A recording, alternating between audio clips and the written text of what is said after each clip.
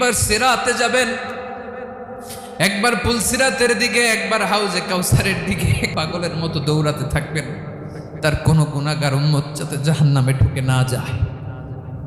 সেদিন কেউ সুপারিশ করতে পারবে না বিশ্বনবী ছাড়া। কিয়ামতের ময়দানে ওই বিভীষিকাময় সময়ে মুসিবতের কালে মানুষগুলো পাগল হয়ে বিশ্বনবীকে খুঁজতে আরম্ভ করবে।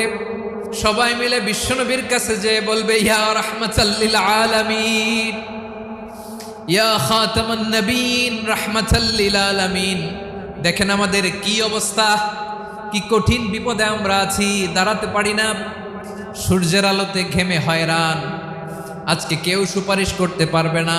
সব নবীরা অপারগতা স্বীকার করেছে, তারা বলেছে আপনি ছাড়া কেউ নাকি আল্লাহর সামনে দাঁড়াতে পারবেন না, আপনি একটু সুপারিশ করেন। বিশ্বনবী বলবেন, আসো আসো, আজকের দিনে আমি ছাড়া আল্লাহর সামনে কেউ দাঁড়াতে পারবে